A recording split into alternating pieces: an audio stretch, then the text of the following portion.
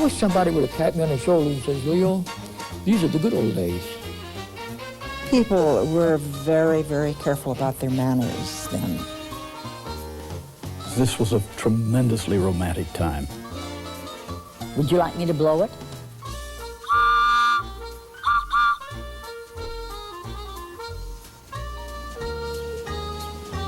People were always saying those were the good old days. Did you ever wonder if they really were? And if they were so wonderful, why did they disappear? Let me ask you a couple of questions. You ever wonder what the Hollywood sign said before it said Hollywood? And were those wonderful old red cars blue or green before they were red? How long has it been since you had lunch at Clifton's Pacific Seas or a Cobb salad at the Derby? Tell you what, I'll put 5 gallons of Flying A in the Studebaker. You get a couple of jelly donuts from the helmsman. We'll stop by Curry's for a couple of mile-high cones, and we'll take in the Hollywood Stars at Gilmore Field. If they're not playing tonight, we'll go on to Pacific Ocean Park, and we'll meet some wonderful people who remember all of these things that aren't here anymore.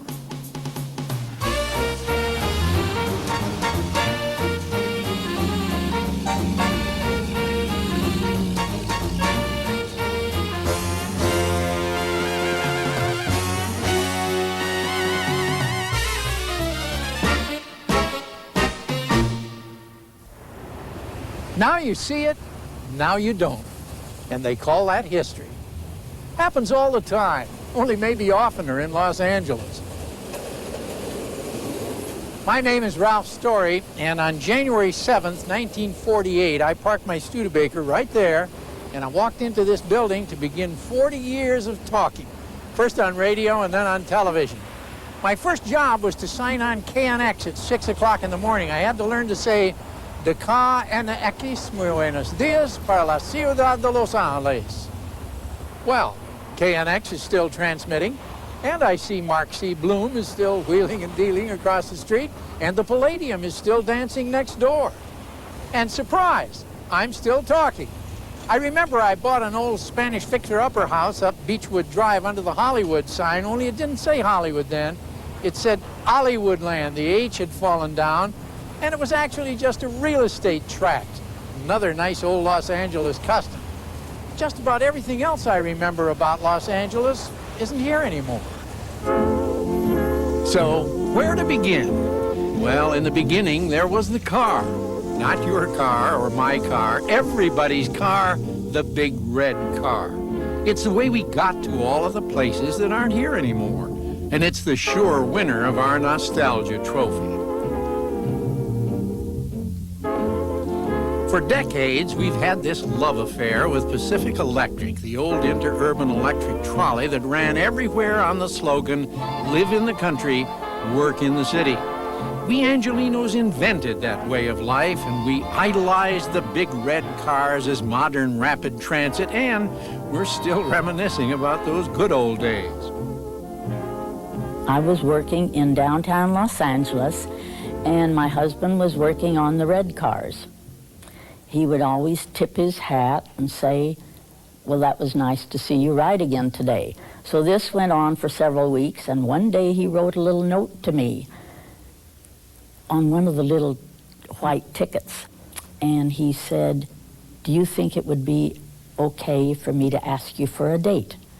Well, this went on for a couple of weeks, and I never answered. Then he said, you didn't answer my note. So finally I said, well, perhaps.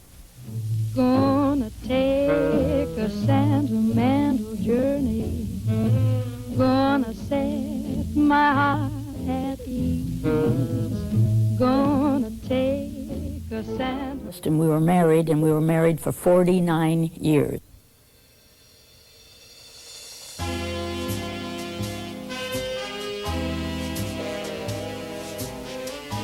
Don't look for villains like the car companies or the bus companies or the tire companies. You and I killed the big red cars.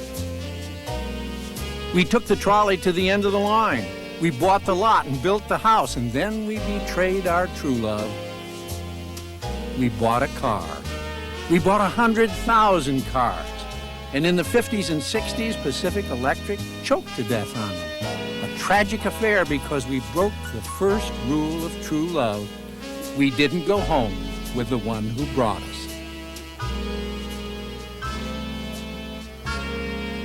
And now I wonder if you remember the tropical island we used to have right here on Olive Street in the middle of Los Angeles. It was only a cafeteria, but my, what a cafeteria. Clifford Clinton and his family transplanted everything from Hawaii. Waterfalls, palm trees, coconuts, pineapples, hula skirts, ukuleles, the whole luau. But what they served was meatloaf and coleslaw, and they called this Pacific Seas. However, what made Clifton's really special was their pricing policy. As a residual of the Depression years and their Christian faith, Clifton's never turned away anyone who couldn't pay for dinner. Think of that. And everybody said to him, "You're going to go bankrupt doing this," but he didn't. Shortly after I graduated from UCLA, which was in 1937, another lady, a friend of mine, and I started a little gift shop right inside the door of the Pacific Seas cafeteria. We not only sold mementos from the islands, but we also made leis from fresh flowers. The inside was just beautiful. They had neon palms coming up in several parts of the dining room. Facing the front of the cafeteria was a platform where they had singing waiters. And every so often, one of the waiters, whose turn it was, would go up and sing with a microphone for the whole dining room to hear. And Esther should know she's worked for Clifton's for 51 years. She still writes their monthly newsletter called Food for Thought, and on her 40th anniversary, the owner, Don Clinton, gave her this plaque. And what thrilled me most was that he put on here this original brass plaque, which was fastened to the outer door of Clifton's Pacific Seas, because Clifton's Pacific Seas is no longer there. And this is a little verse I wrote about that. Step from the street with its dust and cries into an island paradise. Amid these tropic trees and flowers, find rest and peace and happy hours, where rainbow waters cool the air, where girls with blossoms in their hair offer you tempting foods to eat, where the atmosphere is gay and sweet with friendliness, where music sings to lift your spirit on its wings. From here you'll seek the streets again, refreshed to meet your fellow men. Well, Clifton's is still serving meatloaf at a number of locations in Los Angeles, but it's their Pacific Seas that people still talk about. It was a chance to feel that you had traveled elsewhere into a wonderful realm and you were right in your own city.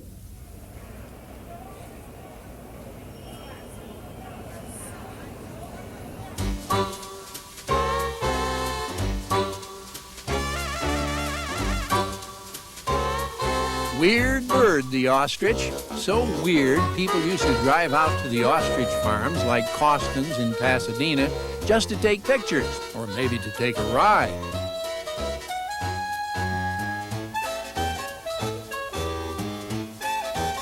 The product, of course, was feathers for women's hats and clothes. Ah, but fashions changed. During the Depression, the feathers and the birds and the farms all disappeared. But wait, they're coming back. Out in the agricultural areas, the ostrich farms are bigger than ever now, only this time it's not the feathers or the leather, it's the meat. Rich, red, beef-like meat, low in cholesterol, high in price, and they say it'll be the meat of the 90s. Ah, yes, times do change. It's no wonder those birds stick their heads in the sand. Don't look now, but I think one is trying to get away.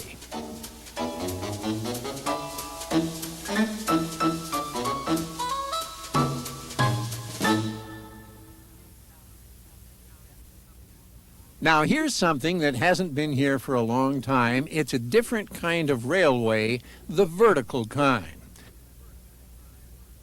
When inventor and Professor Thaddeus S.C. Lowe retired to Pasadena, he got a crazy idea. He built a little mile-long electric trolley line from here to there. Well, actually from down here to up there.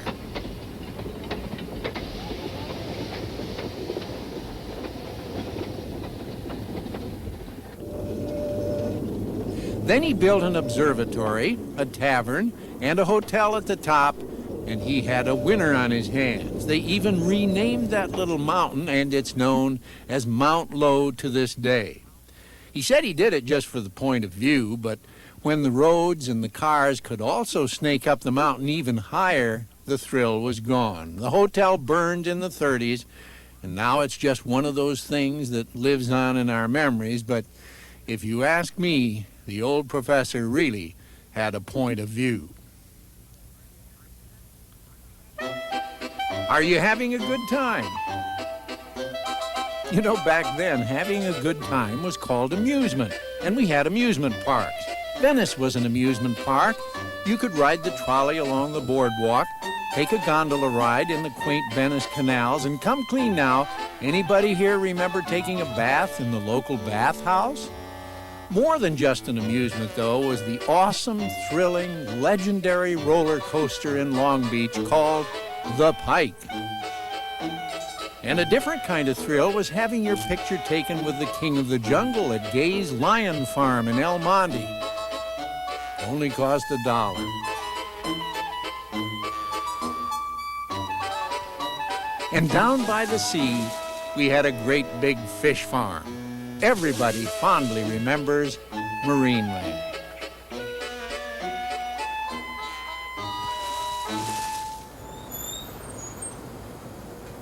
Okay, do you remember what used to be right here where the Beverly Center is now? It was called Beverly Park.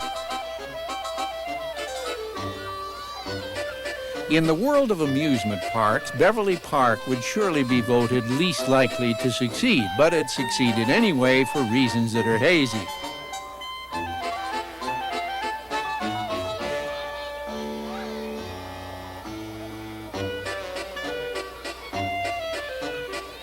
It was really just a patch of green at the corner of Beverly and La Cienega. Few ponies going round and round, little merry-go-round barely going around, and a hot dog stand. Did I miss something?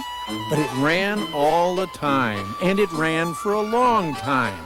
And they say all the divorced Beverly Hills fathers could take their kids there and unload a little guilt.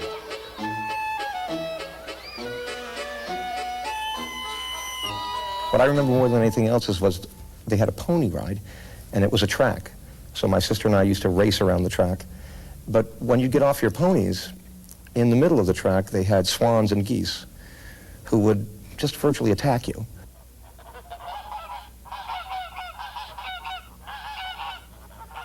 So you'll see lots of geese running up and biting kids on the butt, and that's what Beverly Park was like. I mean, it was a thrill park.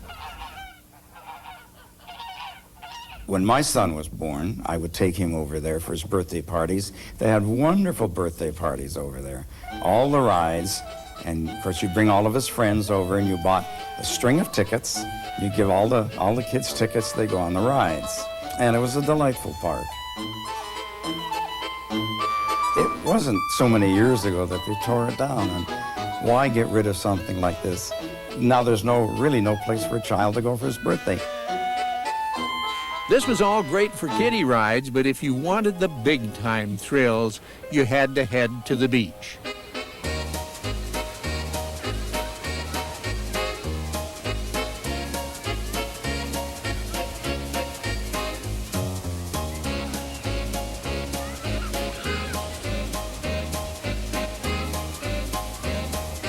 Once upon a time, everybody in Los Angeles wanted to go to the beach, and they did.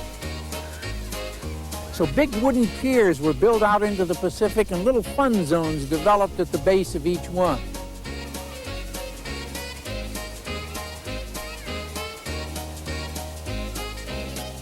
Probably the most successful was Ocean Park between the Venice Pier and the Santa Monica Pier.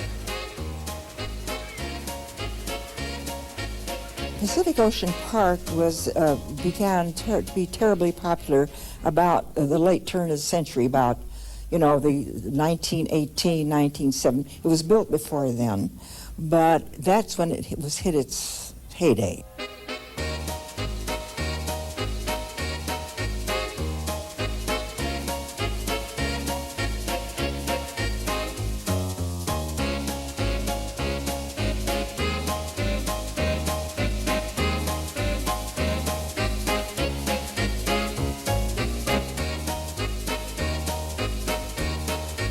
It has theaters, it had roller skate rinks, it had dance halls, it had restaurants, it had rides and slides, and something for everybody.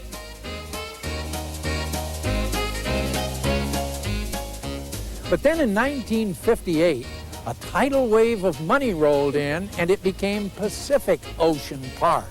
28 acres of nautical nonsense which really rivaled Disneyland.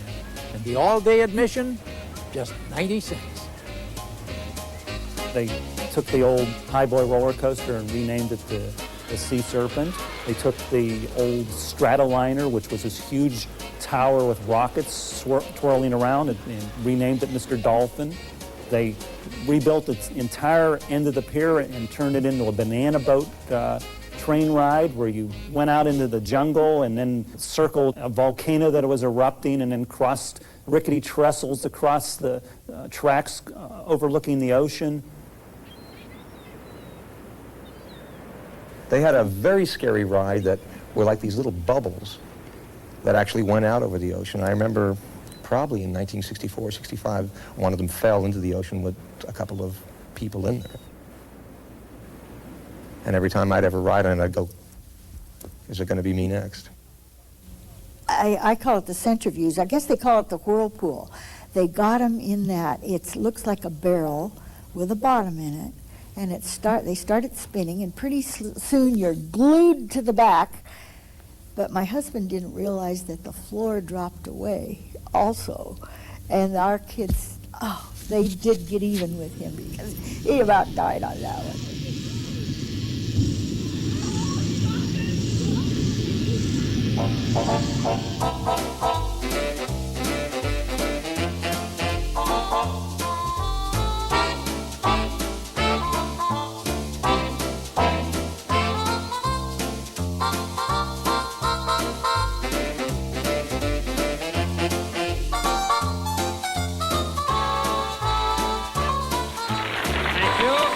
Another outstanding thrill at Pacific Ocean Park is when you ride over the Pacific Ocean in a bubble.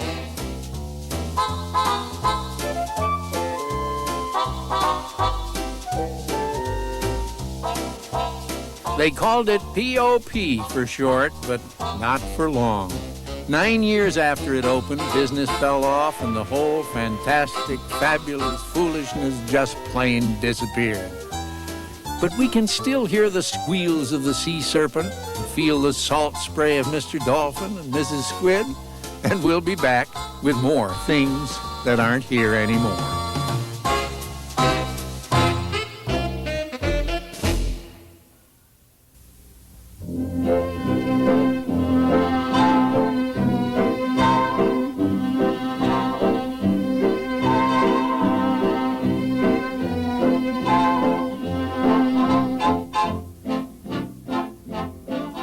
Just making a pun when I say that Los Angeles has had its ups and downs, literally and figuratively. But probably the most successful and famous is this little trolley car behind me. Its name is Olivet, and it has an identical twin named Sinai. Those are biblical names chosen by the church-going ladies who lived up on Bunker Hill. And by now, of course, you know I'm talking about the incredible Angel's Flight. Just 100 yards of railroad, but it ran for over 60 years, traveled over 1 million miles, made over $1 million, made over 1 million friends, every one of whom remembers it well.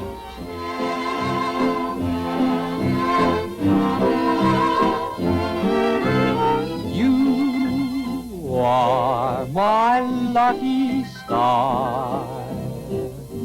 Oh, I saw you from afar. We've had all kinds of rides in the history of Los Angeles, but the shortest one is the most famous one. So let's climb aboard for the ride up to Bunker Hill. I was starstruck, you're all my lucky charms. I'm lucky in your arms. You've opened heaven's portal here on earth for this poor mortal. You are my lucky star.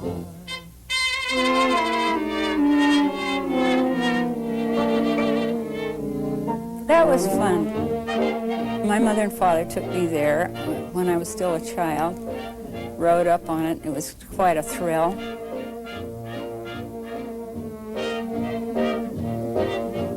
So when my little daughter was about 3 or 4, we took her on Angel's Flight. And she loved it too, and that was shortly before they stopped running it.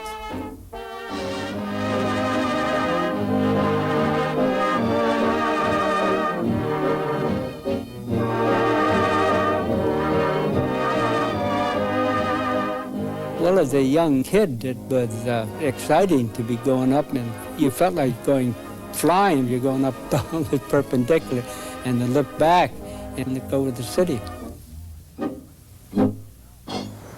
Right here in downtown Los Angeles, at the corner of Hill and 3rd Street, is the original location of Angel's Flight. Throughout its history, Angel's Flight inspired many Angelinos. Local artist Ben Abril remembers Angel's Flight like this.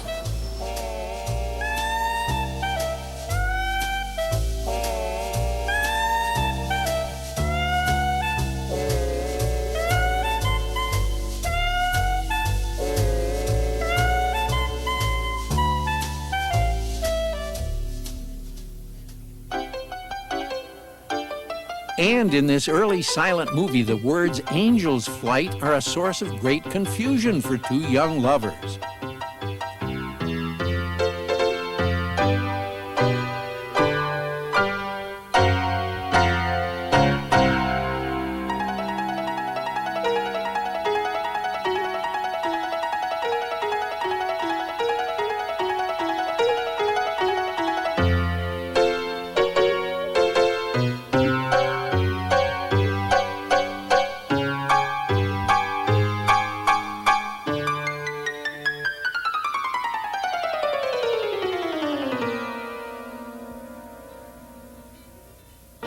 After 68 years of lifting our spirits, Angel's Flight was dismantled in 1969 to make way for new development. Instantly, it became one of our most beloved things that aren't here anymore. But wait, plans are to reunite us with our old love. Groundbreaking for the return of Angel's Flight, just 1 block south of its original location, is planned for 1995. And the moral of this story is, if we remember hard enough, we can bring things back. I'm happy to report that love and romance are 2 things that have not disappeared from Los Angeles, but a funny old romantic symbol is gone. It was just an elevator, but it ran to the 3rd floor of the Los Angeles courthouse, and that's where the Marriage License Bureau was. It was known as the honeymoon elevator, maybe because some of the honeymoons began before it reached the 3rd floor. But don't snicker, some of those marriages lasted longer than the elevator and longer than the courthouse. Mean streets are not something new for Los Angeles. Right after the Civil War, all the desperados drifted to our southwest corner, and this was the most dangerous town in the West, and there was no 911. So this sign was posted on Main Street in 1865. It's gone, but I mention it because there seems to be a strong feeling we should find the sign and put it up again.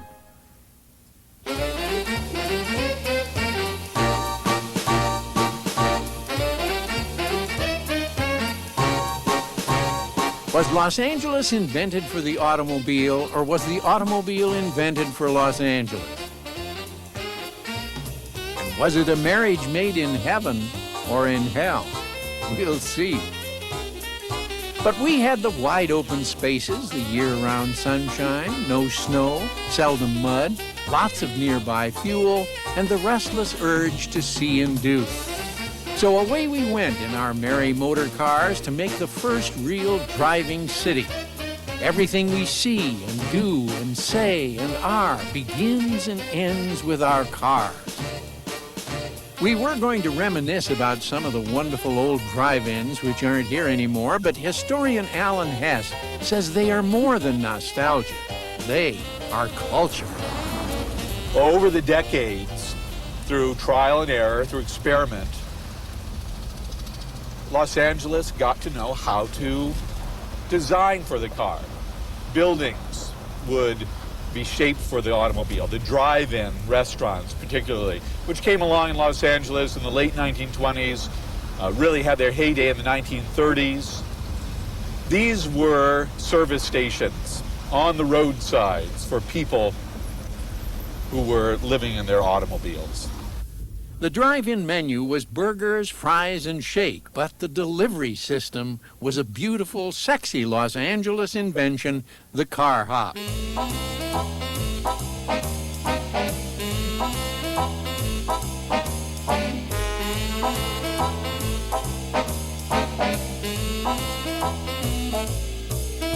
Car hops aren't here anymore, but all of us guys miss it. Don't be offended if I say Los Angeles has the best and the worst architecture in the world, and a lot of funny buildings in between. We like edible architecture, hot dog stands that look like hot dogs. But if we miss all of those funny old buildings, maybe somebody ate them.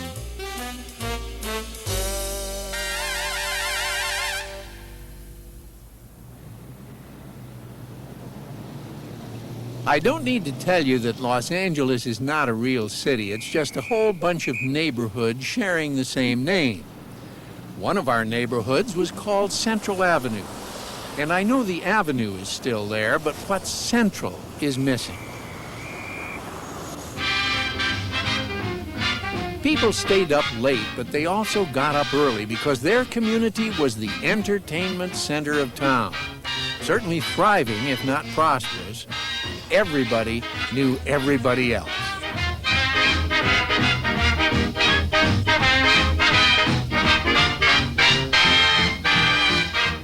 That was the place to go to see your friends. That you walked up and down Central to see your friends and to see what other people were doing, and you wanted to be with them, and you wanted to celebrate with them, and there they were.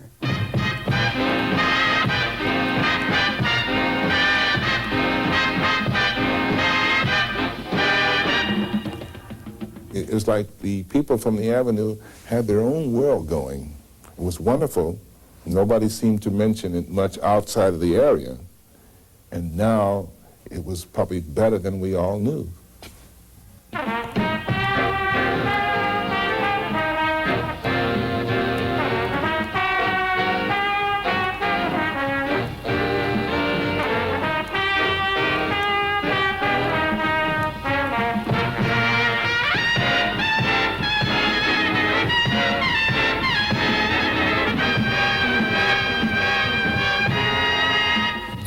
In the middle of the block was the Club Alabama.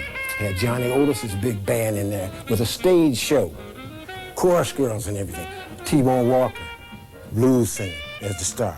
Across the street was The Last Word. I think you got the pictures of it with jam sessions going on. All the jam sessions at that time were bebop oriented.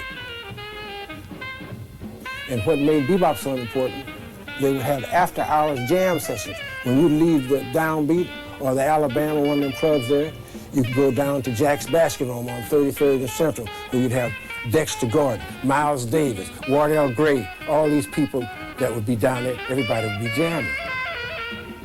Central was the place that we went to take care of business.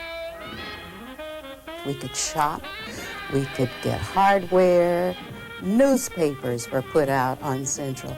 Central was almost like the main street in a small village. You could do anything there. During the time when Joe Louis was in his heyday, when he would have a fight, Central was quiet as you couldn't find anybody. Everybody's in their house listening to the fight. Right and left to the head, a left to the jaw, a right to the head, and Donovan is watching carefully. Lewis measures him, right to the body, a left hook to the jaw, and Schmeling is down. And whenever he would win, Central came alive. People would rush, walk, drive, get to Central to talk about, to celebrate, and drive up and down Central, blowing horns and yelling at each other. Oh, he won, and oh, wow. That was a big deal. So there you have it. Some things on Central Avenue are gone, but the music and the memories live on.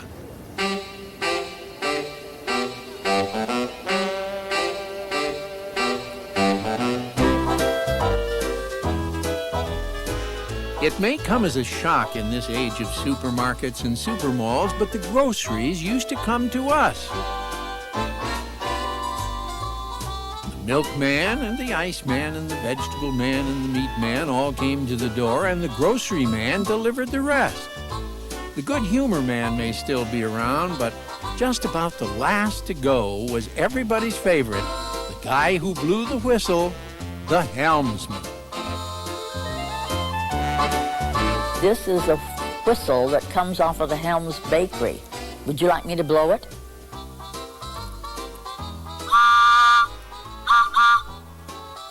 Can you hear it?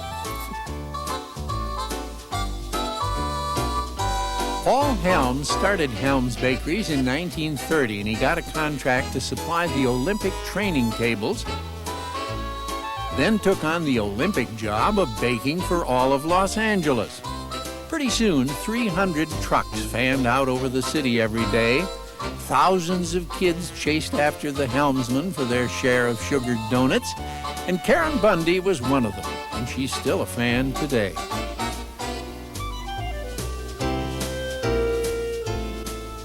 The Helms coach would come about the same time every day with all the fresh baked goods you could possibly want, whether it was jelly donuts or cream puffs or chocolate chip cookies or Olympic bread or wheat bread or donuts of any shape and variety. And you would just put up a card in your window, a Helms card, that would state that you wanted bread or pastry or for him to stop.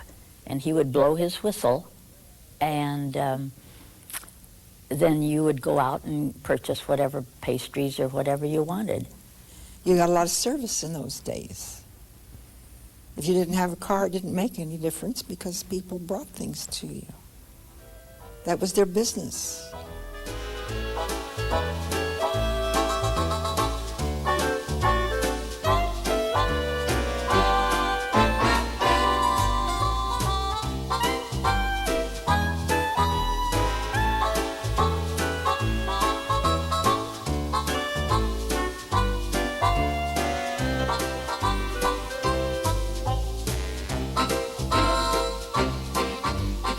This particular coach, owned by Hillcrest Motors, is a 1948 Helms Square coach.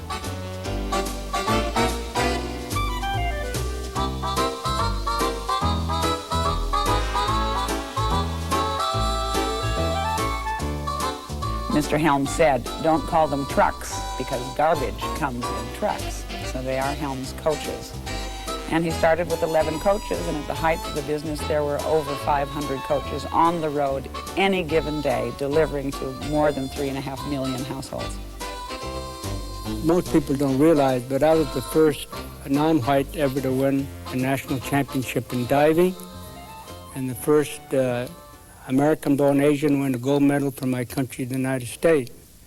But while we were there in London, Helms Bakery used to fly in the Helms bread every day for our consumption. And I remember all the Europeans, the Asians said, that bread, it's like cake, it is so white. How can they make bread so white? So we ate like kings. The French brought in their own wine, but we brought in Helms Bakery. In 1969, a loaf of Helms bread sailed up in the Apollo 11 space capsule to become the first bread on the moon. But a sad postscript, 5 months later they turned off the ovens because those earthbound little delivery coaches were just too expensive.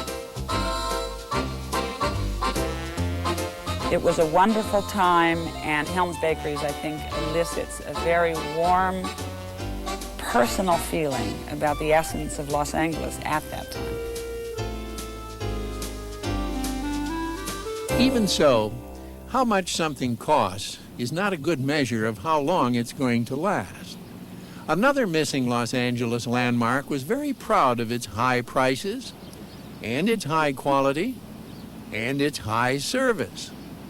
Of course, I'm talking about Bullock's Wilshire.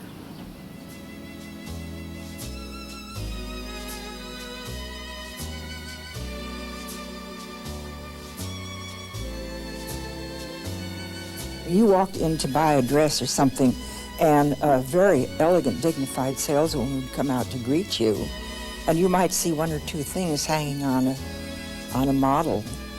But you told the lady what you wanted and what you were looking for, and you sat down on a couch, a beautiful beige affair with a coffee table in front, and the sales lady went out to find what you wanted. She would go out and bring 2 or 3 things for your approval. A model would be sent out, show you how it looked when it was worn on, and so that's the way you bought your clothes. Bullock's Wilshire was the most gracious. You didn't even park your own car. You drove your car in and it was parked by a valet. And you got out to look on the ceiling and see a magnificent mural. And you would go in and you would do all your shopping. And when you were done, you would go out and your packages would be loaded in the car and you would drive away.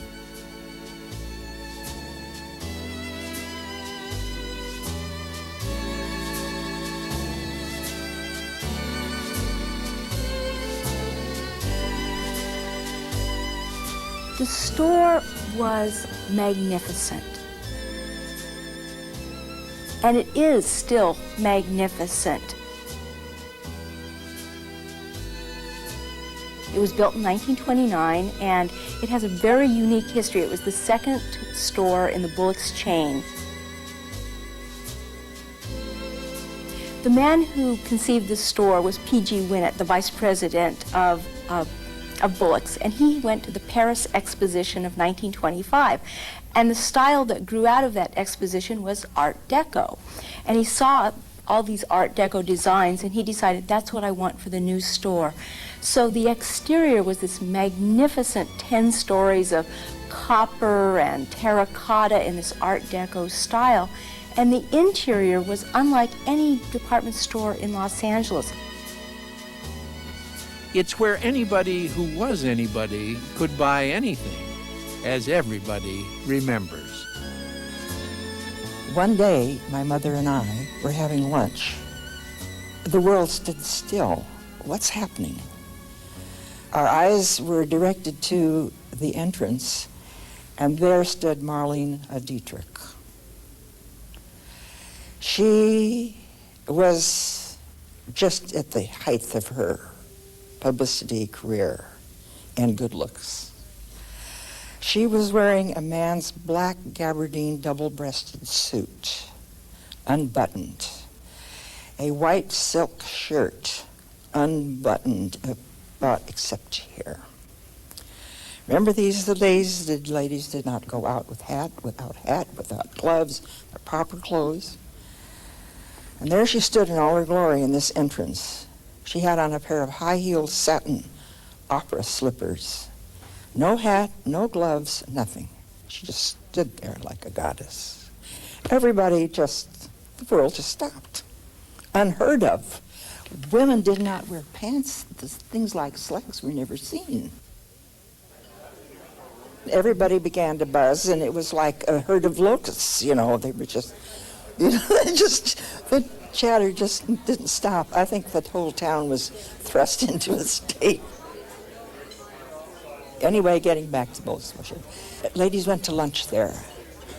The tea room was kind of blue blood American cuisine. You would go and have coconut cream pie or a Bombay salad with crab and shrimp. And their employee handbook said they had to use a certain vocabulary. They had to say we and not I. And they had to say approve and not okay. And they never said customer. They always said patron. Bullock's Wilshire opened 1 month before the stock market crashed in 1929 as old money began moving west from downtown along Wilshire Boulevard. And they shopped for more than 60 years. Bullock's Wilshire closed its doors in 1992. But the real reason it isn't here anymore is because the old movie stars all died, and the old money kept right on moving west. So let's go west with it. We'll meet you sports fans for a hot time at Gilmore Field when things that aren't here anymore continue.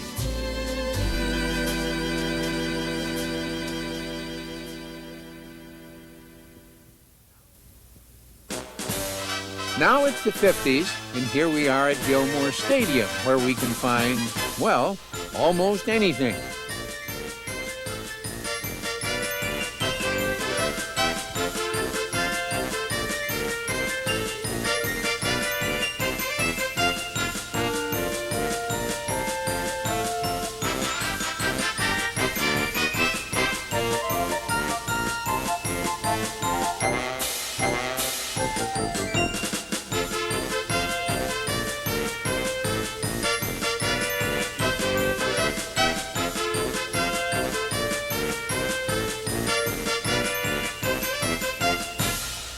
This wonderful old adobe is the last memento we have to a big, tall, husky tycoon named Earl Gilmore. Gilmore owned 58 acres between 3rd and Beverly and Fairfax, and underneath those 58 acres was a big puddle of oil, and he used that oil to really make his mark on the city of Los Angeles. Now, there really ought to be a bigger monument to this than the guy who was behind Gilmore Field, Gilmore Stadium, Gilmore Bank, Gilmore Drive-In, Gilmore Gasoline, the Pan Pacific Auditorium, to say nothing of the Farmers Market, which is still very much here. Gilmore Stadium was not a perfect little football stadium. It was primitive and not that successful, but around the edge of the field ran an oval racetrack, and that's where Earl Gilmore struck oil again.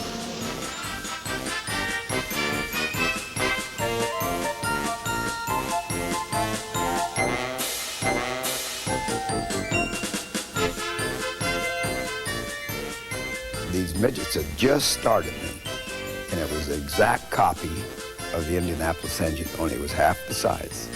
Boy, that was the greatest thing that ever hit racing. But anyway, the first races I was in, I enjoyed driving so much that I never paid any attention to anything, and after the race was over, I just loaded up my car and went home, back to Santa Barbara at first. And after about the 3rd or 4th race, the fellow that paid the prize money said, I wish you'd come by after the race is over today, because I have quite a bit of money sitting there waiting for you. You're never here to collect the money when the race is over. And I said, I didn't even know I was getting paid for this. Well, I remember that being there at night and being very cold and being all dressed up in a gorgeous white outfit or a summer outfit while the boyfriend went around and around and mud splattered all over you. And I was just always annoyed, wondering when in the world we were going to get out of this place and go down to the Palomar and dance, because that's what I thought we ought to do. Midget autos roared onto the quarter-mile oval in 1934 at the bottom of the Depression and provided enough spills and chills to stay alive until the post-war years, when the Offenhauser cars really went big time.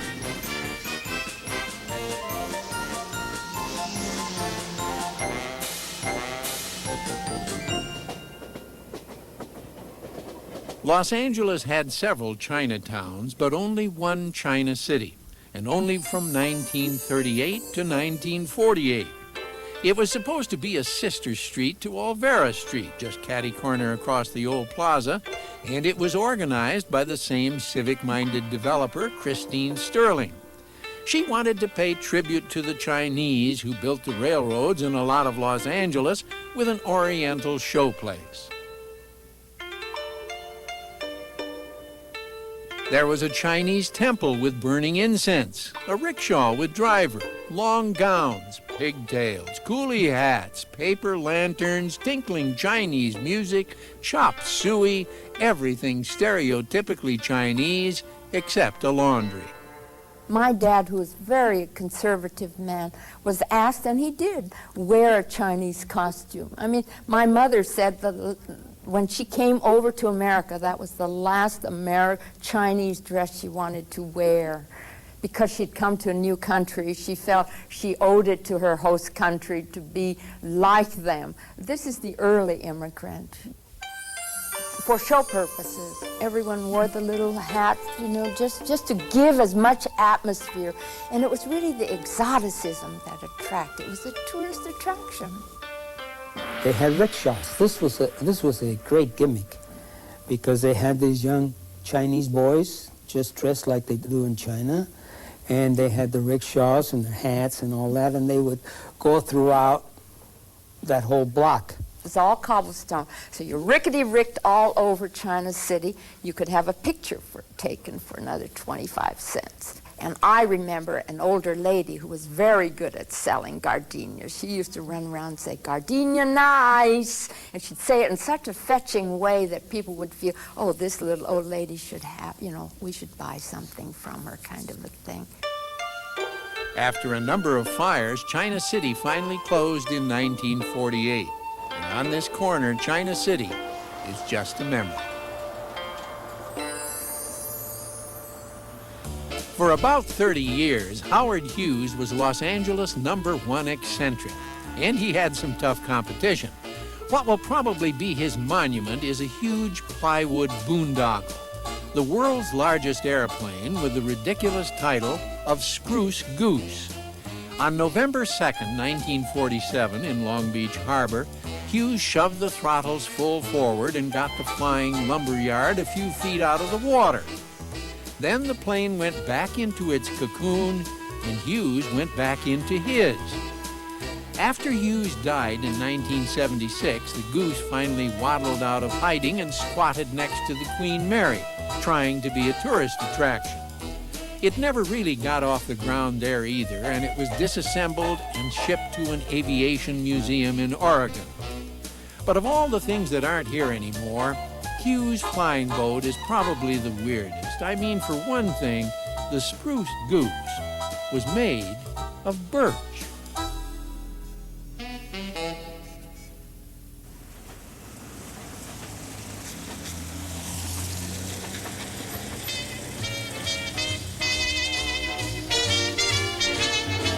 You ought to be in pictures. You're wonderful to see. You ought to be in pictures. Oh, what a hit you would be. The rest of the world thinks Hollywood is Los Angeles, but you and I know that isn't true. Hollywood is just another community here, the one that specializes in making movies and music and malarkey. All the stars had to come from somewhere, and many people think they came from right here. My star, of stars.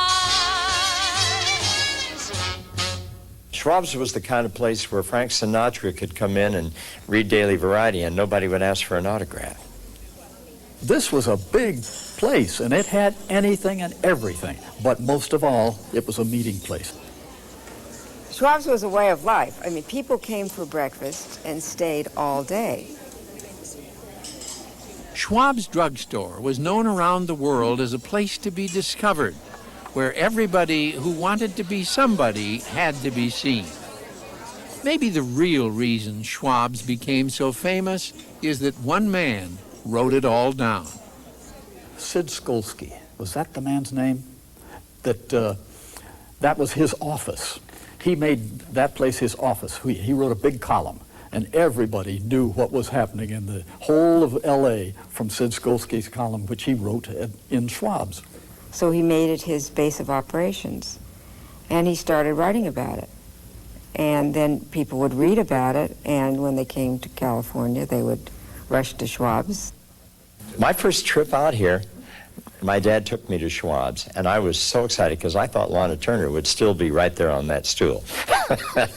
And I missed it. It wasn't anything special, but I'll tell you, thousands of girls in tight sweaters did sit there hoping to get discovered. And in Hollywood, so many people wanted to be discovered that in 1956, Schwab's drugstore expanded eastward and added a coffee shop. But unfortunately, a sad day for many Angelenos came in 1983 when Schwab's drugstore closed their doors. Harriet Nelson. She was so upset when it closed that when she would come in and drive by, she had to go down Sunset Boulevard, she couldn't look at it. She turned her face to the right. She got so upset. She said, you know, she always felt like Schwab's was Hollywood's corner. A lot of myths and legends came out of Schwab's, but the real legends lived across the street in an exotic old hotel called the Garden of Allah. It was the former home of Alla Nazimova, one of the silent film sirens who became an instant antique when talkies came in. But she fought back, building a bunch of stucco cottages around her main mansion, and voila, a hotel. Now, if Schwab's was the hangout, the Garden of Allah was the hideaway for hanky-panky. So what happened?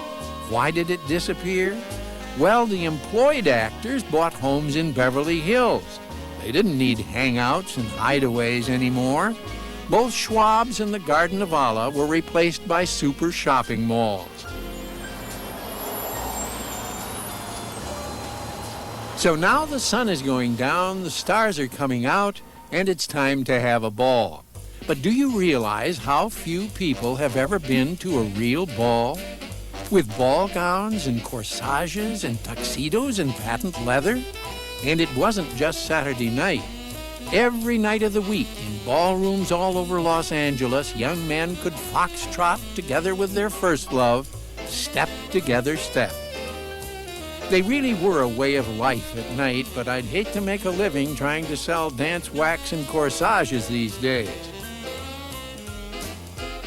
What really isn't here anymore is that high-spending brother-in-law of the ballroom, the nightclub. A nightclub is really just a small, fancy ballroom with a restaurant to serve you food and a floor show to entertain you while you eat. And Los Angeles had the biggest, the best, the most famous, and the most expensive. And the nightclub that was all of that and more was the Coconut Grove at the Ambassador Hotel. Now, as you entered the Coconut Grove, it really was a grove of coconuts, and not fake-looking coconut trees. They were really good-looking. Everything was done in magnificent taste, and then a big stairway down to the dance floor, boxes all along the side. Up on the top, there were more boxes, and then tables all around. The Coconut Grove was not a big barn. It was a gorgeous place. You came in, parked your car, then came through a series of beautiful shops. In fact, you could blindfold me and I wouldn't know what town I was in, and you walk me through those shops and I'd say, I'm in the Ambassador.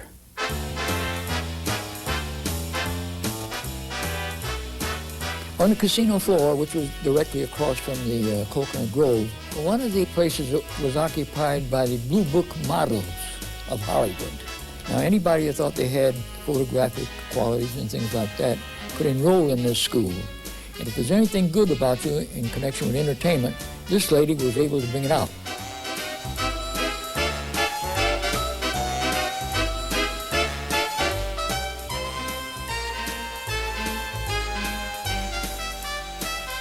On every Sunday afternoon, an amateur photographer grabbed his movie camera and came back with more than just pretty pictures.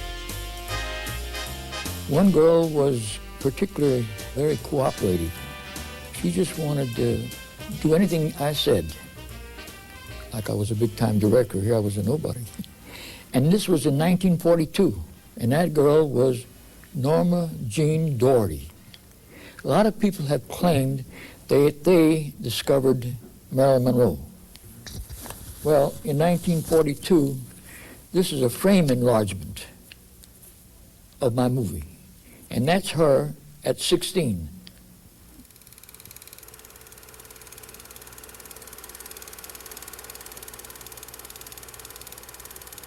But when the bathing beauties paraded off stage, the Coconut Grove would come alive with Freddie Martin, or Gus Arnheim, or Bing Crosby and the Rhythm Boys.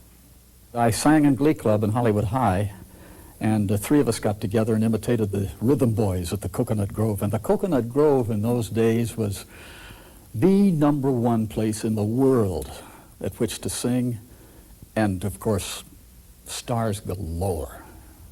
And it just so happened that the place in the world in which to sing was holding auditions. So we went over and tried out with all the others, and my mother said, now don't be disappointed if you don't get the job, because I'd never made more than $5 from my dad for mowing the lawn and things like that. And I came back and she said, now I know how impressed you are and discouraged probably you are about now. I said, no, we got the job. We start next Monday and I'm going to make $100 a week. In those days, $100, wow. I'm telling you, the night we opened at the Coconut Grove, and we called ourselves the Three Ambassadors for the Ambassador Hotel, the night we opened, it held about 800. We had 1,600 kids from Hollywood High School that night. I could do no wrong.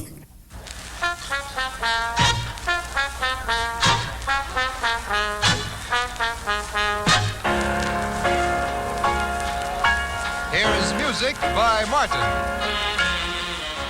People at the Coconut Grove didn't come to dance, they came to sway. You couldn't dance, there were too many people on the floor.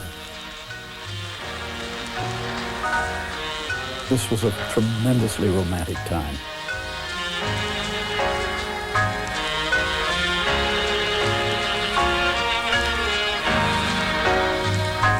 Yes, ladies and gentlemen, here truly is music by Martin. Freddie Martin is singing saxophone and orchestra, broadcasting from fashionable Coconut Grove in the world-famous Ambassador Hotel, located on Wilshire Boulevard in Los Angeles, California. When you would come to the Grove, they would dance by the bandstand if Phil was there and say, Phil, would you play Rose Room, which would happen to be his theme. That's our theme. They loved it, you know. I think the times dictated an awful lot of wonderful things. People were a little different. Well, I'm going to say they're far different than they are now. I wish somebody would have tapped me on the shoulder and says, Leo, these are the good old days. And I would say, well, you're kidding, aren't you?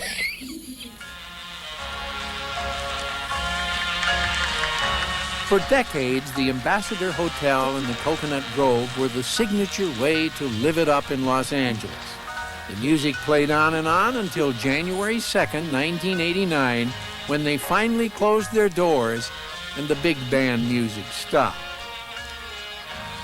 Today, the Ambassador Hotel is still there, but it's an empty monument, reminding us of a glorious period of Los Angeles history. And we're back at the famous corner of Sunset and Vine, except you look around here today, you say, what's so famous? Over there used to be Glenn Wallach's Music City. That was the social center of Hollywood and the national center of the music business. It was Tom Brenneman's restaurant, a tourist landmark, site of a Stone Age talk show called Breakfast in Hollywood. But it's what used to be right on this corner that made this corner famous. This was the Los Angeles headquarters of the National Broadcasting Company. Big complex of radio studios that looked like the Starship Enterprise. And all they produced was sound. As Ed Murrow used to say, I can hear it now. That's me, Groucho Marx.